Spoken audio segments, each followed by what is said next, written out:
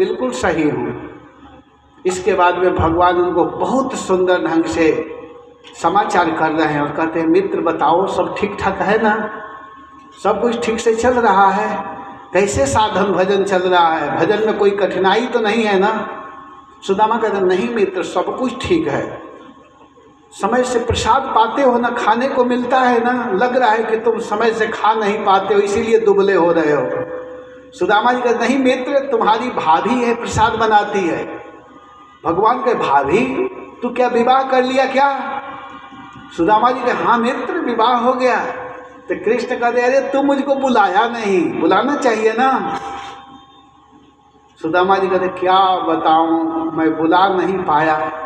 अरे मित्र तुम विवाह किए हो इसका मतलब भाभी जी हमारे लिए जरूर कुछ दी होगी, उसको दो। अब सुदामा बेचारे छिपा रहे हैं चावल को। भगवान को कैसे चावल देंगे, सादा चावल चिवड़ा जिसमें कोई रस नहीं है, कैसे देंगे? सुदामा छिपा रहे हैं, लेकिन भगवान कह रहे हैं कि नहीं नहीं भाभी मेरे लिए जरूर कुछ दी होगी। कछु भाभी हमको दियो सो तुम काहे न दे, तो क्यों छिपाए हो? सुदामा जी कह नहीं नहीं कुछ नहीं दी है। इधर क्या रखे हो? चापी पोटरी काख में कहाँ कहो के ही है, तुम इस पोटरी को छिपाए हो। और सुदामा जी झट तुरंत ले लिए और ले करके उसको खोलते हैं और खोल करके उसमें से एक मुट्ठी चावल ले करके खाए और खा कर कहते, अरे मित्र इसमें तो रस ही रस भरा हुआ है, सुधा रस भरा है। इतना अमृतमय सुंदर हमारे भाभी जी के भेंट को तो छिपा रखा था।